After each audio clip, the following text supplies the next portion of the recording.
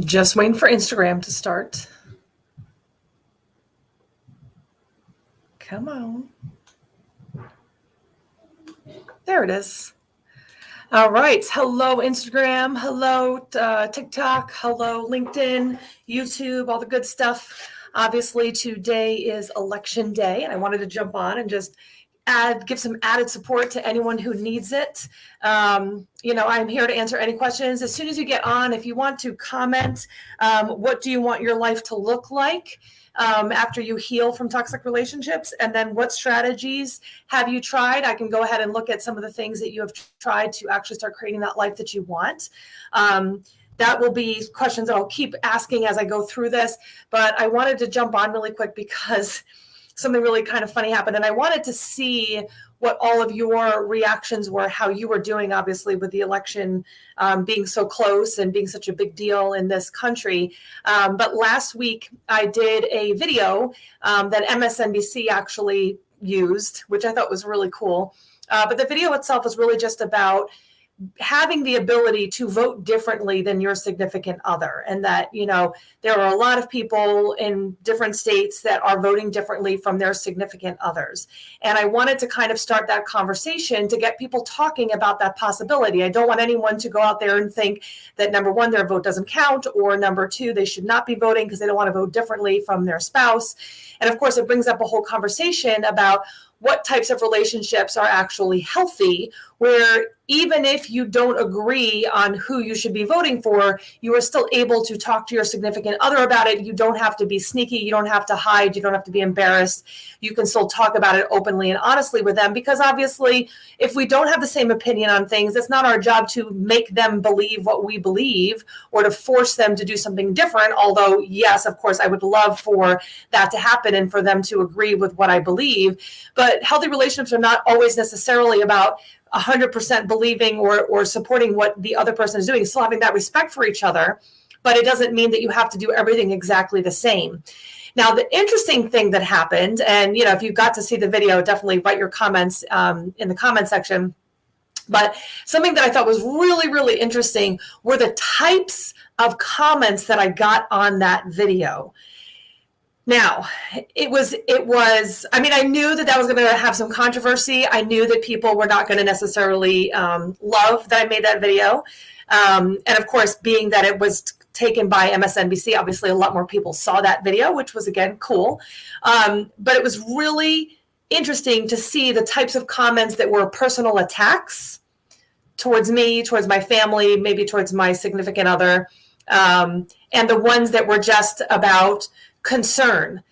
And so, the ones where there's concern, where it's like, I don't know how you can be married to someone who has such differences of opinions, who has such different values than you. That makes sense. Those are good questions to ask, and those are ways to have conversations. While some of the other ones, I actually went in and, if you really want to go read them, go to my Instagram page. That one is by far some of the nastiest comments, because it didn't get filtered out the way some of the TikTok comments did. But basically on Instagram, there was comments about me not actually being married to a man, or that I'm not pretty enough to be married to a man, or that if he doesn't care about what I look like, then he probably doesn't care about who I vote for. So the amount of personal attacks was huge. Some of them threatening my life, threatening my children's lives. It was a little scary to see. Again, I can't say I'm 100% surprised, but it was something that was, we'll call it, interesting to see how those kind of comments are. So it does make me bring up this question: how many people that are watching this are in a position where they are concerned about voting differently from their significant others because they're afraid of pushback? They're afraid of being put down, about maybe physical violence towards themselves. Maybe they've been afraid to share who they are voting for because they're afraid of getting assaulted. I'm seeing things all over the news about people being assaulted because they're wearing a T-shirt out in public that other people don't agree with. Of course, how did we get to this point? Number one. But number two, how do we work through this? Because no matter what happens, in tomorrow we're back to normal. There's the new normal, right? We're back to America. We're still, some people are going to decide, some people feel so strongly they will end up getting a divorce over this. Of course, my question is, were things so good to begin with if this is what brought the two of you to get a divorce in the long run? Are there other issues going on? For those of you who are questioning, like, I don't know what to do. Have you been able to sit down with people who have difference of opinions or different thoughts and sit down and ask, what are the values? What are the things that are important to you?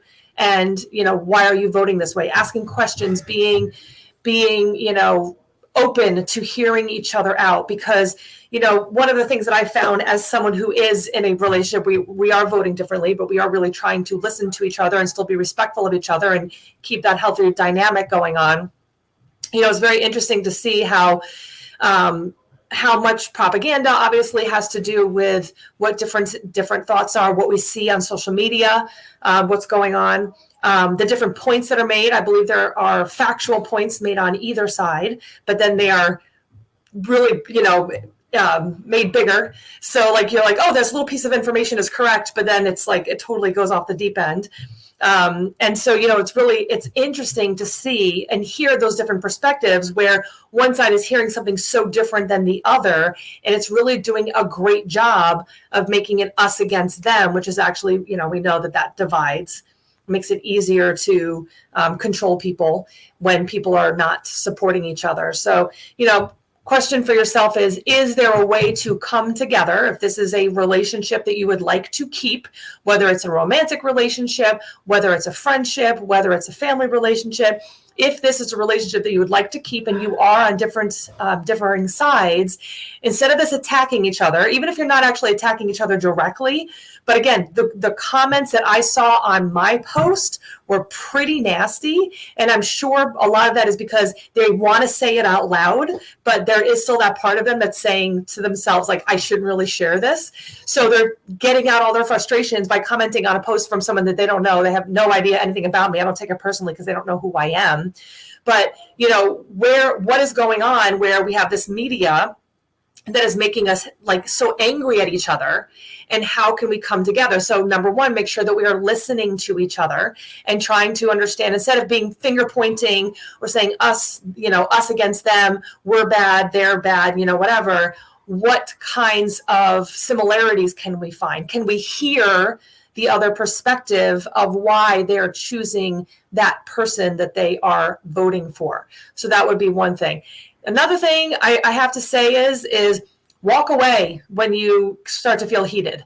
Because, and again, even on social media, walk away from the things. Don't get sucked into everything that is being said and being done.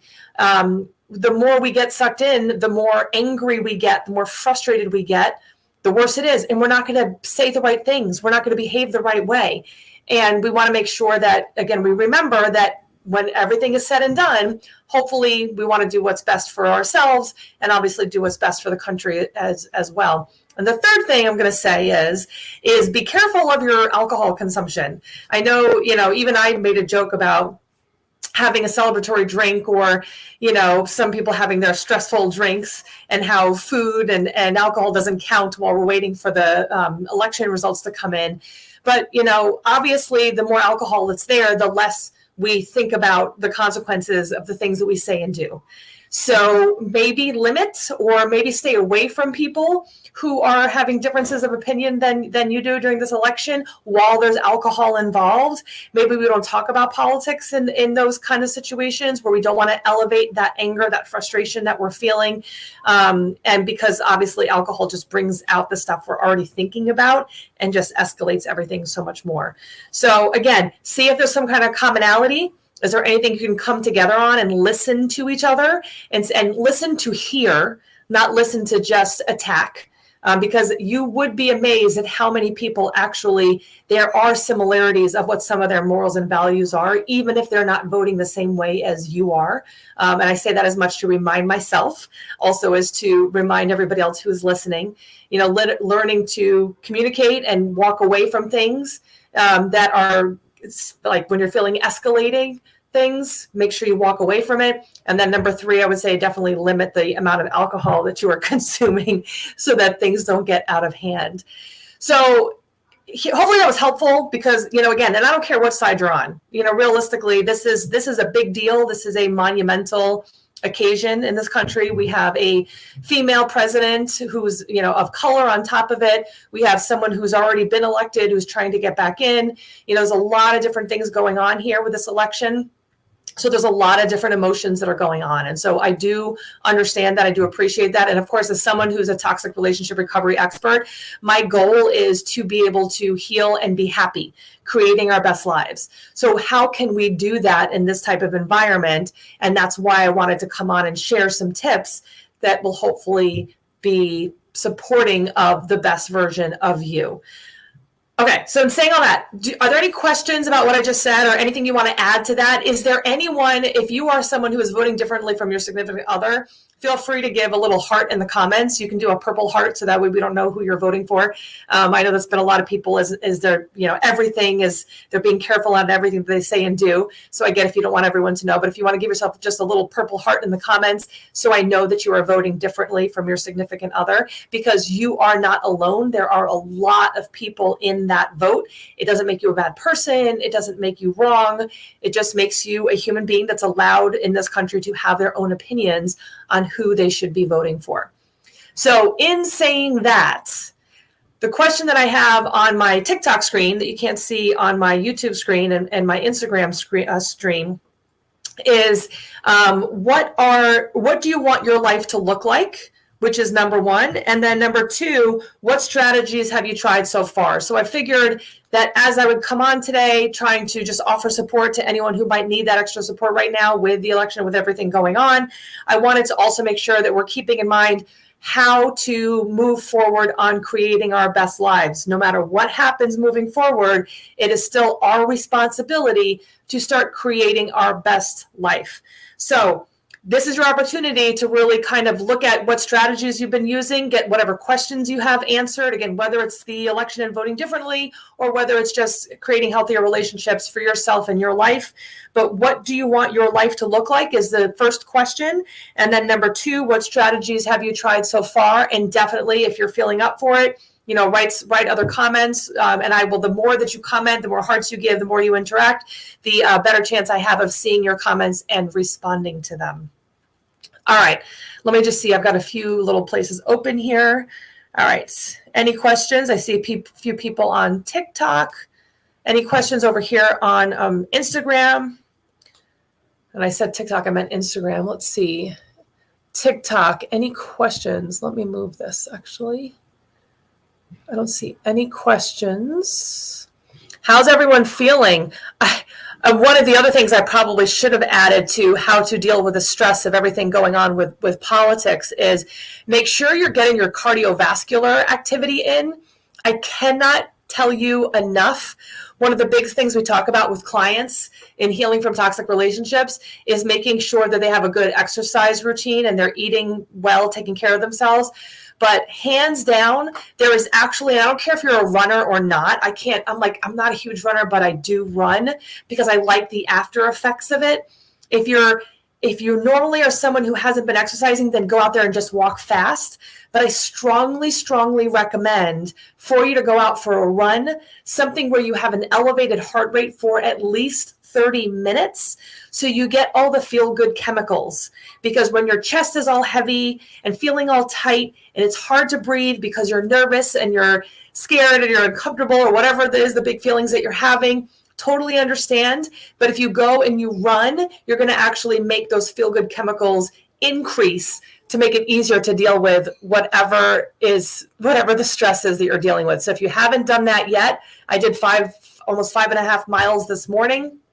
And I definitely felt way better when I was done with my exercises. So I will add a number 4 to the things that you can do to help with the stress over the election and dealing with toxic people in your life is to get an exercise routine in, go for a run, go to the gym. Definitely something that will be super helpful. All right. If there are no other questions, it says new messages, and then I just see people joining. So hello to all of you who are just coming in, here to just add more support for anyone who might need it. And the topic of today was really just coming on because of the concern that people are having from the election, but also just the fact that my video was picked up by MSNBC last week, a TikTok that I did that was actually on TikTok and Instagram, and some of the disturbing comments that obviously were just people that are frustrated, they don't have any outlets and are not sharing, so they're taking it out on people they don't know. So I can only imagine what people are feeling like if they are home with someone who has a difference of opinion politically. So I'm here to support you. If there's anything that you have any questions about, but you're afraid to share it on one of these, social media places because you're afraid that it's public, feel free to send me a private message. Make sure you follow this account. I also have free resources you can always grab from me. If you don't know how to find them on my page, then you can always go and send me a private message and I can share those as well. So if I have no questions or no comments, it was great hanging out with all of you. I will be going live again tomorrow. So check out for that. If you didn't follow this account yet, make sure you go ahead and click that follow button so that you can get any updates. If you need any support, feel free to let me know. I'm here to help you out. And on that note, never forget you are way stronger than you realize. I will see you on the next episode. Bye, everybody.